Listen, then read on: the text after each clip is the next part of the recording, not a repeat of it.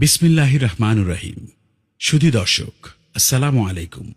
আজকের এই ঐতিহাসিক মুহূর্তে আমি গভীর শ্রদ্ধার সাথে স্মরণ করছি 1947, 71, 90 এবং বিশেষ করে 2024 সালের অকুতভয় জুলাই যোদ্ধাদের, যাদের অপরিসীম আত্মত্যাগের ফলে আমরা ফ্যাসিবাদ মুক্ত নতুন স্বাধীনতার স্বাদ পেয়েছি।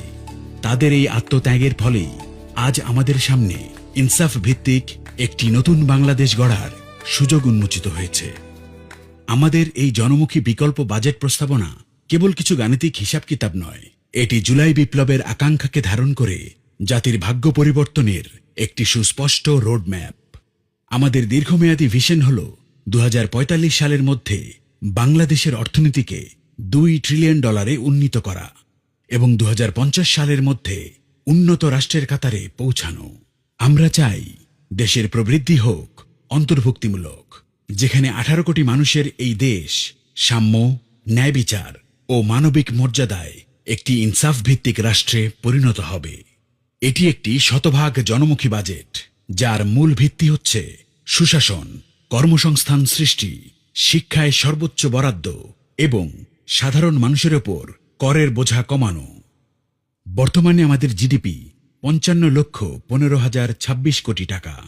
বিগত সরকারের রেখে যাওয়া উচ্চ মূল্যস্ফীতি, ব্যাংকিং খাতের সংকট এবং সীমাহীন দুর্নীতির কারণে অর্থনীতি আজ এক চ্যালেঞ্জের মুখে।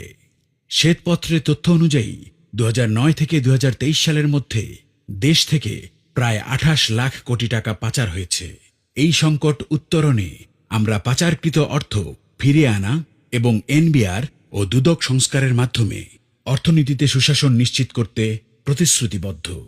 2026-27 অর্থবছরের জন্য আমরা 8,39,505 কোটি টাকার একটি বাস্তবসম্মত বাজেট প্রস্তাব করছি, যা জিডিপির 12.14%। আমাদের লক্ষ্য হল রাজস্ব আয়ের মাধ্যমে 6,65,926 কোটি টাকা সংগ্রহ করা।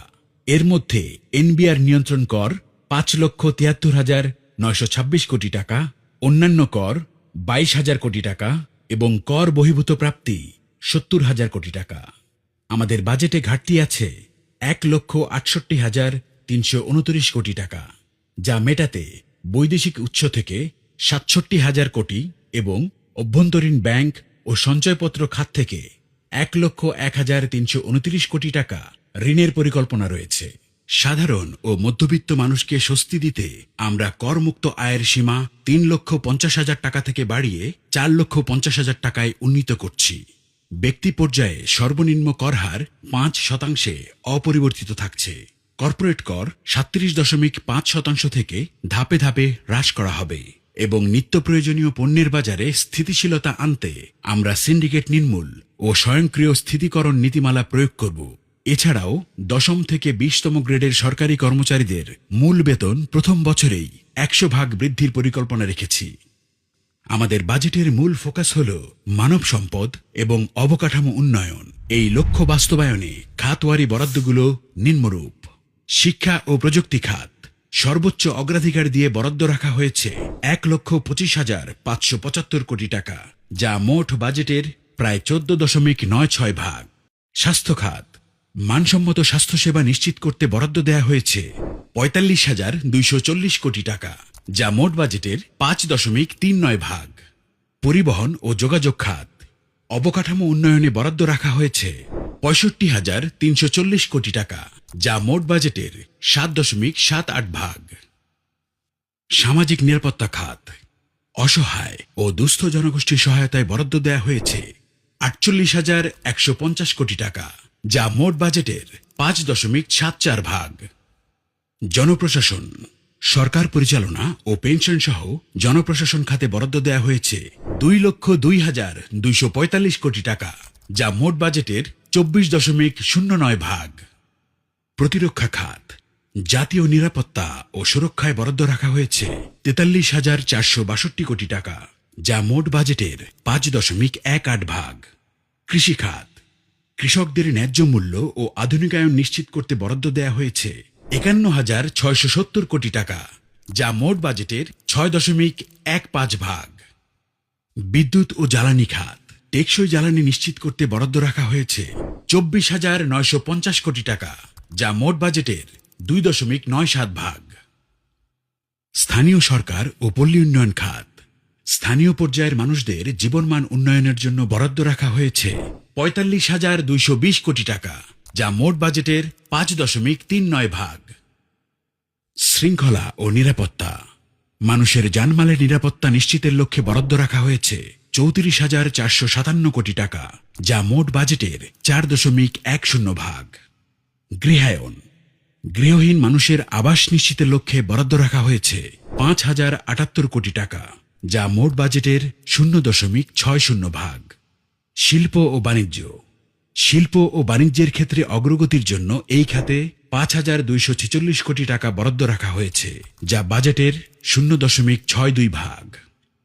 বিনোদন, সংস্কৃতি ও ধর্ম, বিনোদন, সংস্কৃতি ও ধর্মের বিকাশে 6,630 কোটি টাকা বরাদ্দ রাখা হয়েছে, যা বাজেটের 0.79 ভাগ।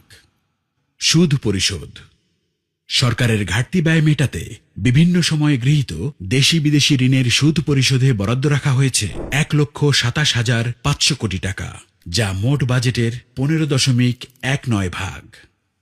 আমাদের শিক্ষা ও স্বাস্থ্য খাতে বিনিয়োগের লক্ষ্য হল দেশের মানব সম্পদকে বিশ্বমানের করে তোলা। স্নাতক পর্যন্ত নারীদের অবৈতনিক শিক্ষা, মেধাবীদের জন্য 1 লক্ষ সুদমুক্ত কাজে হাসানা ঋণ এবং প্রবীণ ও শিশুদের জন্য সরকারি হাসপাতালে সম্পূর্ণ ফ্রি চিকিৎসা নিশ্চিত করা হবে। কৃষিখাতে প্রতিটি উপজেলায় সোলার ভিত্তিক কোল্ড স্টোরেজ তৈরি করা হবে, যাতে কৃষকরা তাদের উৎপাদিত পণ্যের ন্যায্য মূল্য পান। কর্মসংস্থানের জন্য পৃথক দক্ষতা উন্নয়ন ও কর্মসংস্থান মন্ত্রণালয় গঠন এবং সামাজিক নিরাপত্তা কার্ড প্রবর্তনের মাধ্যমে আমরা তৃণমূল পর্যায়ে সুশাসন পৌঁছে দেব। এই বাজেট শুধু আয় ব্যয়ের হিসাব নয়, এটি বৈষম্যহীন রাষ্ট্র প্রতিষ্ঠায় একটি মর্যাদাশীল গন্তব্যে পৌঁছানোর রূপরেখা। আমরা এমন এক বাংলাদেশের স্বপ্ন দেখছি যেখানে কাউকেই আর বিনা চিকিৎসায় মরতে হবে না, অর্থাভাবে মেধাবীর লেখাপড়া বন্ধ হবে না এবং কোনো তরুণকে বেকারত্বের গ্লানি নিয়ে হতাশায় ডুবতে হবে না। জুলাইয়ের শহীদদের রক্ত আমাদের যে শোষণহীন বৈষম্যহীন সমাজ গড়ার দায়িত্ব দিয়ে গেছে, এই বিকল্প বাজেট সেই অঙ্গীকার বাস্তবায়নের প্রথম শক্তিশালী পদক্ষেপ। আসুন ঐক্যবদ্ধভাবে আমরা একটি দুর্নীতিমুক্ত, স্বনির্ভর এবং সমৃদ্ধশালী নতুন বাংলাদেশ গড়ে তুলি। ধন্যবাদ।